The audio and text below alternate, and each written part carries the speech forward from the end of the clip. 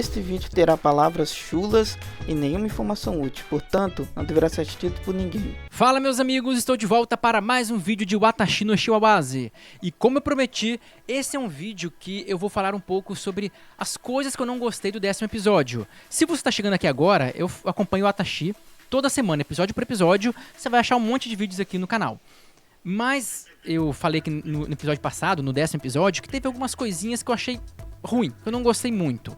E eu disse que eu ia falar naquele vídeo, mas ficou grande demais e eu acabei dividindo. Então nesse vídeo eu vou falar sobre isso e também eu vou dar uma pincelada, leves spoilers sobre o que virá no próximo episódio, beleza? Mas então galera, o que eu não gostei nesse episódio não foi um grande erro específico. Foi na verdade pequenas coisas que às vezes nem são erros, mas são pequenos clichês que às vezes não foram bem colocados, ou pelo menos não me agradou muito. E quando vai juntando esse monte de clichê, pra gerar uma situação que parece meio forçada, fica esquisito. Acaba não me agradando muito. E vale lembrar que aqui é só a minha opinião, vocês podem achar uma coisa completamente diferente, tá bom? É só uma questão mesmo de perspectiva, de visão, e eu vou dar a minha percepção sobre o caso nesse vídeo, beleza? Mas basicamente eu acho que tiveram alguns pequenos clichês que acabaram tornando o episódio, o arco inteiro, um pouco esquisito, certo? Porque eu sempre falo o seguinte, clichê pode ser bom, se é um clichê é porque funciona, né? O que funciona você usa muito e vira um clichê. E é assim sempre, o clichê tende a ser bom. Só que o problema não é quando você faz uma obra e coloca um episódio e coloca um clichê. O problema é quando você tem um monte de clichê e um episódio aparece ali no meio. Porque foi meio que isso que eu senti nesse último episódio de Watashi, pra ser sincero. Porque assim, eu acho que tiveram várias coisas que poderiam ter sido feitas pra não cair nessa situação. Mas os protagonistas às vezes parecem uns meio malucos e não tomam nenhuma medida inteligente durante um longo período até que a catástrofe aconteça, né? Por exemplo, o primeiro ponto que eu acho que eu faria diferente, então eu vou me botar aqui, imagine agora que é o Caim Kudo, o Caim, membro da família Kudo, que estivesse na situação dele. Você é o bichão mesmo, hein, doido? Então vamos imaginar esse cenário hipotético. A primeira coisa que eu faria era não ir sozinho pra casa dos Usopas. Né? Tipo, no mangá ainda é mais justificável que ele não vai pra casa dele. Porque assim, ele sabia, o Kudo, que ele tinha relação com os Usopas. Ou o Arata era um Usoba ou era próximo. Porra, ele não sabe a condição dessa família. A família é misteriosa. Teve morte dos pais de Saimori lá depois. Cara, um monte de coisa suspeita. E lá, com a mulher dele do lado, eu sei que ele é confiante, que ele é poderoso. Mas, porra, né, jogador? Você podia ter se preparado, sido um pouco mais esperto. Ele tinha que ir lá pra falar com o Arata. Ou não, né? Ou pegar um Arata em outro lugar e não ir pro ninho da cobra. Mas ele poderia ter tomado uma atitude inteligente. Eu entendo que, né, tem o ego dele, que ele se acha assim, que ele normalmente ninguém é tão poderoso como ele e tudo mais. Tem explicação. Mas você já vê um primeiro ponto que poderia ter sido diferente. Aí tudo bem, ele não vai. E aí vem uma hora que me deu um pouco de raiva. Que é a hora que ele tá lá falando com o Arata. Porque o Arata é um baita de um folgado. Na verdade é essa, o cara é folgado pra caramba. Aí ele fala um monte de caca pra ele, e eu odeio, eu tenho uma raiva quando o protagonista não reage, não fala algumas coisas. Tipo assim, eu sei que o Kudo, eu sei que tem explicação, eu sei que o Kudo tava se sentindo mal pela situação da Mil, que ele tava se sentindo culpado, eu sei, tá bom? Mas assim, cara, ninguém fica levando desaforo, mesmo que seja verdade, mas fica levando desaforo de um aleatório, um chato igual o Arata, de graça o tempo inteiro. É isso aí, eu também, eu não gostei disso não. E pra mim eu falava assim, ou você maneira aí seu palavreado ou a gente acaba a conversa por aqui. E foi a segunda vez, porque a gente tinha feito isso no episódio passado, se não me engano. Então assim, eu achei bem ruim isso, porque foi. ele falou, você conseguiu proteger a Mil dos Saimores? Você consegue resolver os problemas do pesadelo dela? Como que você acha proteger ela já que está agora ocupado? Ele falou, meu irmão, na moral, se sou eu ali, vou mandar real. Se ele chega e fala assim, se ele fala isso, eu falo, ô seu estrume, aqui, não sei se tá sabendo, mas vocês, que eram a família dela, eram responsáveis por proteger ela a vida inteira e deixaram elas na mão do Saimori sofrendo o cão, né, sem fazer nada, deixaram ela lá. E vocês vão falar da vez que os Saimores, que vocês inclusive fizeram o casamento com eles por causa da mãe da Mil, que na verdade quis, o avô foi contra, mas a mãe da Mil quis se casar, aí mandou ela numa família de merda e vocês não fizeram nada. Ah, mas é porque tem gente poderosa por trás. E se vocês não conseguem peitar, como vocês vão proteger ela? Os seus lixos. Eu falo, cara... É isso mesmo, eu achei muito ruim, porque, pô, os caras ficaram ali só vendo a menina sofrer, aí agora que eles têm poder, eles querem ir atrás da mulher. Eu chamava ele, vocês são muito hipócritas, pô. A menina tava lá sofrendo, vocês fizeram nada. Agora que tem poder, vocês estão interessados? Deixa de ser idiota. Eu jogava tudo na lata dele também. É, exatamente. E assim, eu acho isso bem tosco. Tipo assim, ele poderia ter falado alguma coisa, esboça alguma reação. Porque ele poderia ter falado isso. Era o que eu falava. Tipo, cara, vocês tiveram o tempo inteiro pra proteger ela. Tiveram a sua chance, tiveram o tempo inteiro. Mas não. Ah, mas tinha alguém por trás. Realmente tinha alguém por trás tentando impedir eles. Cara, vocês não tem nem culhão. Que eu, pelo menos, encararia, seja lá quem for. Assim como eu tô encarando vocês. E vocês não fizeram nada? Uma família que é importante pro imperador? Ah, pelo amor de Deus, vão falar de mim? Vale lembrar que ela foi sequestrada pela família que vocês arranjaram o casamento. Se tem alguém que é culpado, é vocês. E diferentemente de vocês, eu fui lá resgatar ela. Né? E ela, na minha mão, sofreu isso na mão dos Saimores. Mas na época que vocês eram responsáveis, ela sofreu, que é o inferno. Beleza? Ah, mas... Depois ele falou uma outra coisa, ele falou assim, tipo... Ah, mas você não consegue nem lidar com o pesadelo dela. É, um pesadelo que ela tem porque alguém da sua família selou os poderes dela. E porque ninguém da sua família ajudou ela esse período inteiro. Vocês sabiam que ela tava tendo pesadelo, sabiam que ela tava sofrendo, e ao invés de ir lá prestar ajuda, estão usando o sofrimento dela, a doença dela, como moeda de troca, pra eu ter que deixar ela aqui. Tipo, vocês são muito escrotos, maluco. Vocês são uns bosta. Eu falaria bem... Desculpa a palavra, mas é o que eu falaria, tipo... Que moral vocês têm pra falar de mim, ô cambada? Tipo, me falta, às vezes, eu tenho uma raiva quando o protagonista não reage, e aí fala, você é um militar, vai estar ocupado agora, como que você vai proteger ela? Irmão, você nunca protegeu ela, você não protegeu ela nunca na vida. Cara, é zoado, tipo assim, ah tá, e falou o cara que não tem visão espiritual e que não consegue combater os bichos que estão soltos atacando a cidade imperial. Você vai defender ela, papo raio com Esparta. Tipo, era o que eu falaria, tipo... Mas o cara não fala nada e fica... Porra! Era o mínimo esperado dele. O mínimo era pelo menos responder, se defender. Tipo, desculpa, cara, mas... Dói ouvir isso. Desculpa de novo a palavrão, mas... Que coisa, bota um pi aí nesse momento. Mas, cara, me deu raiva isso, me deu raiva. Aí vem um outro momento que eu achei... Tá, também é justificável, esse não achei tão ruim. Mas podia ter sido diferente também. Foi quando a Mil falou, eu não posso decidir. Vamos lá, vamos explicar isso direito. Não faz qualquer sentido você achar que ela falou isso porque ela não tinha coragem. Para, você tá pensando isso. Que, não, olha o lado dela. Para. Porque a verdade é o seguinte, ela peitou a família dela, que é quem ela tem medo. Ela tem trauma da Kaia, tem trauma da madrasta. E ela falou, não, eu não vou abrir mão da Nasamá. Ela falou aquilo. Não é por medo, por nada. O que eles tentam passar é o seguinte... Que ela tava tão preocupada, assim, com o Kudo, aquela situação dele de que ele tava se matando por ela, que ela não contou os pesadelos pra ele, a culpa, e ela tava sentindo um peso morto pra ele, porque tava muito cansado e tudo mais. Então ela não sabia o que fazer naquele momento, então ela falou, eu não consigo decidir. Mas vamos convir também que não seria impossível ela ter dito algo como... tipo, algo como, eu queria ficar com o Dana-sama, mas eu não quero prejudicar ele, então eu não sei muito bem o que fazer. Ela fala a vontade dela, eu queria, e fala que não sabe o que fazer porque não quer prejudicar ele. Certo? Assim, eu imagino que a Mil não é burra, ela pode ser traumatizada e tudo mais, mas não acho que ela é burra, e ela poderia imaginar que falar um eu não sei na frente do noivo machuca um pouco. Então ela poderia ter tido esse tato. Eu entendo a situação, a pressão, toda a situação histórica, tudo bem, eu concordo em tudo isso. Eu não acho que esse foi um erro crasso. Não acho. Mas eu acho, assim, que poderia ter sido isso. Mas foi mais um clichêzinho pra rolar o que tinha que rolar. E assim, mas tudo bem. Isso aí foi um dos males o menor. Eu fiquei muito mais puto com tudo não respondendo do que isso. Aí, beleza. Aí chega um outro clichê que me dá... Esse também. Esse me deixou mais puto ainda. Que foi o quê? O desafio. Aí chega o Aratá, desafia o Kudo pra um duelo. E de novo, tudo bem, eu sei que ele tem aquela questão de honra, que ele tem aquela questão, tipo, quase uma visão samuraica, né, de um samurai, assim, de aceitar o desafio, e que ele é um militar. Mas, cara, isso não foi meio que uma demonstração de coragem, foi uma inocência, uma ingenuidade, uma burrice que, assim, é surreal. Cara, só pra lembrar uma coisa. Ele é um militar de alta patente. Você pode esperar cabeça quente, impulsividade de um soldado. Alguém de patente alta é mais especialista em estratégia do que em poder físico de forma geral. E, cara, tipo, Sun Tzu já existia antes desse cara. Tipo, não era como se ele não conhecesse, se ele não tivesse... Provavelmente ele, como militar, já leu, inclusive, esse livro.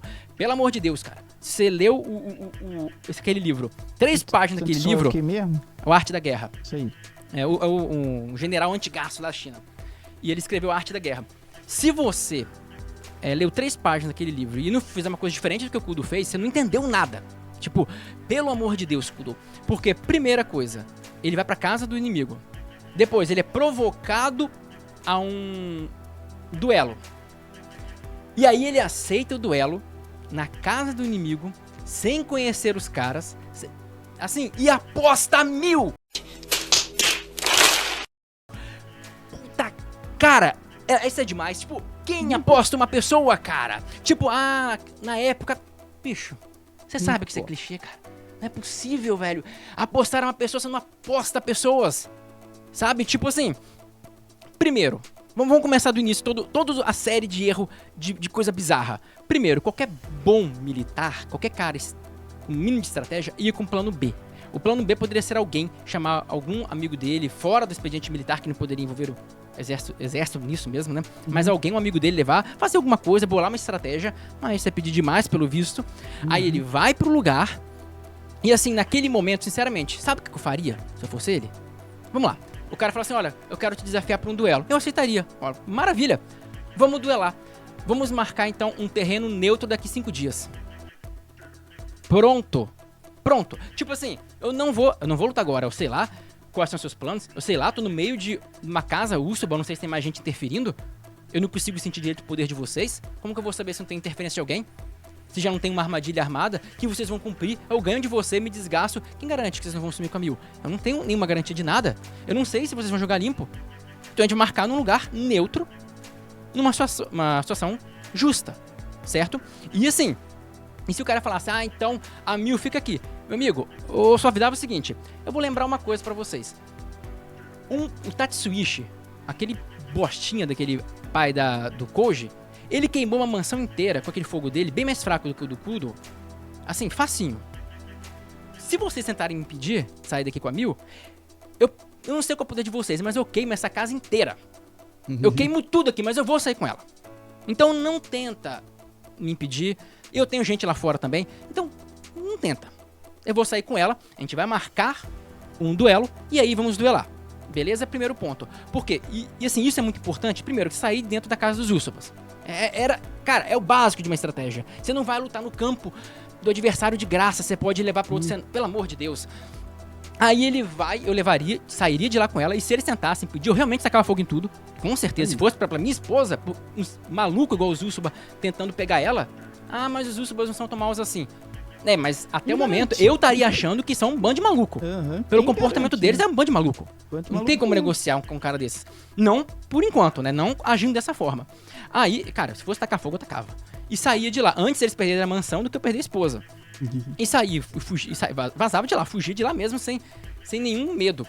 E depois, eu ia tomar 2 atitudes. Primeiro era falar com o Aratá. E falava assim, o seguinte, então, vou marcar o duelo? Tô doido pra duelar com você. E eu ia querer mesmo, porque eu estaria doido pra encher o Aratá de porrada. Ou de raio, no caso do Kudo, né?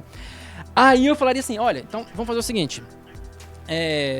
Vamos marcar um território neutro e vamos ver qual vai ser a aposta. E falava, olha, só pra deixar claro, eu não aposto a 1000. Não aposto a 1000. Ele, mas era o combinado. Não, combinado que eu ia duelar com você. A 1000, nem pensar. Sabe por quê? Eu não aposto pessoas. Eu só aposto propriedades minhas. Eu posso apostar meu celular com vocês, porque é minha propriedade. Eu não posso apostar o editor, mesmo porque vocês não vão querer essa porcaria. Morre, diabo! Mas mas eu não posso apostar ele, porque ele não é minha propriedade. Pessoas não são propriedade, pessoas não são propriedades de outras pessoas.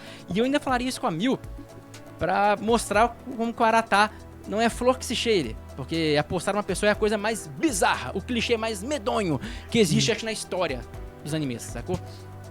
Dos animes não, das obras das obras de cultura pop em geral. Eu faria isso, e outra coisa que eu faria era já arranjar uma galera e elaborar uma estratégia pra descobrir os poderes do Aratá.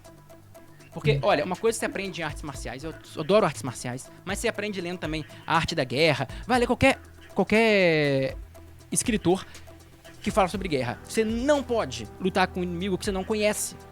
É terrível. O Sun Tzu falava, se você conhece a você e o seu oponente, você não precisa temer 100 batalhas, porque provavelmente você vai vencer a 100.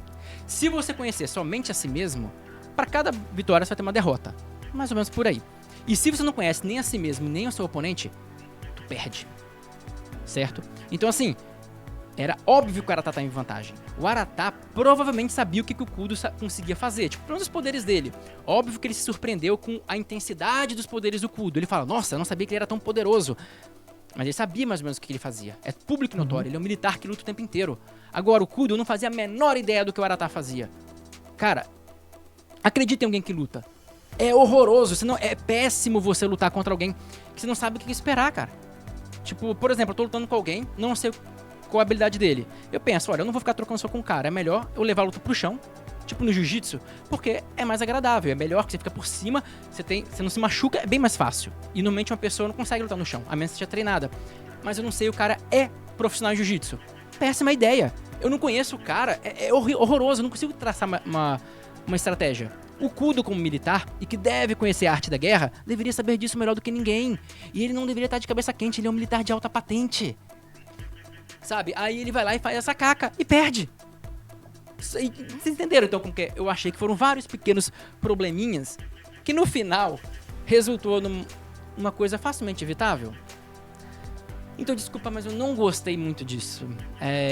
Se tivesse acontecido a derrota e tudo mais, mas se o Kudo tivesse pelo menos tentado tirar ela de lá, não apostasse ela, só tivesse isso, não apostei ela, eu vou tentar sair daqui, e ele tivesse visto que por algum motivo não tem como evitar um combate, por exemplo, os Usoppas poderiam ter falsificado uma ordem do Imperador.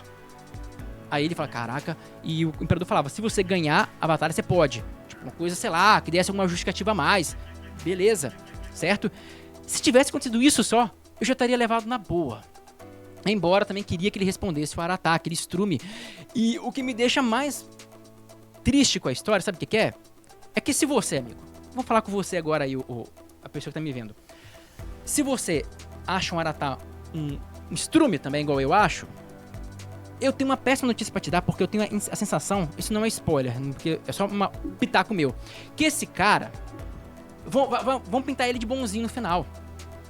Então assim, eu acho que, por ser shoujo, por ser um anime de shoujo, eu tenho quase certeza que ele vai virar um interesse romântico da Miu. Não que a Miu vai gostar dele, mas que ele vai ser um interesse romântico dela. Porque assim, shoujo e shounen, e outros também, seinen, são estilos de animes focados em um determinado público. Por exemplo, vamos pegar um shounen, mas que não seja de ação. Um shounen quer dizer pra homem jovem. É normal, quando é de tipo romance, tem um cara mais ou menos, sei lá, com um complexo, meio isolado, ou meio tímido. Normalmente, como são muitos das pessoas que veem anime, e ao redor dele vai ter um monte de menina que gosta dele, que tem todos os estereótipos normais que são os mais desejados. Tipo, sei lá, quais são os tipos de mulheres que meninos jovens gostam. Então eles vão botar várias daquelas mulheres pra fisgar, são gatilhos pra pessoa, pra fazer a pessoa gostar, se identificar com o protagonista, ter os problemas dele, né, estar numa situação tipo de ser um cara meio mais ou menos, que tem um monte de menina que gosta dele. Isso é pra aquela idade. O shoujo normalmente é uma menina, também com algum tipo de complexo, alguma dificuldade, ou no mundo aleatório, onde como ela é uma vilã, alguma coisa assim. E normalmente tem vários interesses amorosos. Normalmente ela gosta mais de um, que é o caso tipo do Kudo. Mas sempre tem uns gatilhos, uns caras ali com algumas personalidades, alguns pontos que chamam a atenção. Você pode ver, o Kudo é um gatilho, o Kazushi, o irmão do Koji, é um, e o Aratá também. Então é bem provável que vai acontecer isso. Eu não vou nem falar o que eu acho do Aratá, porque eu não posso falar muita coisa assim aqui. Mas assim, eu acho que isso vai acontecer. Então eu acho que ele vai acabar tentar botar ele como um aliado e falar, mas veja bem. E vão dar uma justificativa para os Usoppas não serem realmente tão maus assim. E vão botar gente poderosa, imperador. Provavelmente vai ter algo do tipo. E isso, sinceramente, não me agrada. Porque Eu queria ver se ela tá se ferrando bonito, né? Bonito. Mas, e como eu falei também, só pra encerrar o vídeo, sobre alguns pequenos spoilers, coisa bem mais leve que vão falar no episódio que vem. Você viu que o velho lá, o velho Usuba, falou que ele vai revelar algumas coisas, né? E, pois bem, ele vai revelar a situação do porquê que a Sumi, a mãe da Mil, resolveu casar com os Saimores. Basicamente, o Usuba tava com problemas financeiros, várias tretas lá que vocês vão entender. E aí os Saimores ofereceram uma ajuda financeira. E aí a Sumi, pra salvar a família, resolveu aceitar. Embora o avô não tenha aprovado. Mas aí ela aceitou e foi pra casa do Saimori, se casou e tal. E lá ela teve a Mil. E como ela era uma pessoa que tinha telepatia, ou seja, capacidade de falar na mente... E como quem tem telepatia, às vezes nasce um filho com esses poderes dos sonhos, que é muito poderoso, ela percebeu que a Mil teria algum poder e selou o poder dela. Selou porque ela sabia que se os Saimores, aquele bando, ou outro bando de estrume dos Saimores, resolvessem... Eu falo estrume, gente, não é porque eu falo estrume normalmente, é porque se eu fosse falar uma coisa pior, ficaria ruim. Então, assim, já que aquele bando de maluco dos Saimores não eram confiáveis, eles iam usar a Mil até a exaustão pros interesses dele. E você imagina aquela famíliazinha, gente boa deles ali, com o poder de manipular todo mundo. Ver o passado, o futuro, apagar mente, fazer lavagem cerebral. Cara, primeiro que ia usar ela até ela morrer. E segundo que ia dar errado, né? Não ia prestar. Eles não são pessoas tão legais assim. Então, ela selou pra isso. Pra evitar, por mais que a Mil sofresse o desprezo, era melhor do que ser... Porque assim, se ela fosse desprezada, ela poderia ser chutada e arranjar um marido, como cudo, e ter uma vida feliz. Mas se ela tivesse esse poder, provavelmente ela ia ser praticamente escrava dos Saimores a vida inteira, porque eles iam usar ela até a exaustão. Então é mais ou menos isso, como eu prometi um pequeno spoilerzinho. E outra coisa interessante é que o selo dela rompeu. O selo dela era algum objeto que eles falam, que perdeu a força, que era aquele tronco, que quando ela tocou, sumiu. Você lembra? Então, aquele era o selo que desfez na hora que ela tocou, perdeu a força, e por isso também que os pesadelos dela começaram a aparecer. Certo? Então assim, galera, falei aqui, é uma das primeiras vezes que eu falo de algo que me deixa puto. Então, mentira, eu não tava puto assim não, eu tava só revoltado, mas... desculpa aí se eu falei alguma coisa que possa ter ofendido alguém, eu acho que não, né? Só falei mal de alguns clichês da obra. E de qualquer forma, eu agradeço demais todo mundo que chegou até aqui. E eu peço de novo para deixar um like se gostaram do vídeo. Se inscrever no canal, caso seja novo aqui e goste de ver um aleatório qualquer dando rage aqui na internet. E também eu agradeço demais, de novo todo mundo que chegou até aqui. Muito obrigado pela paciência e até a próxima!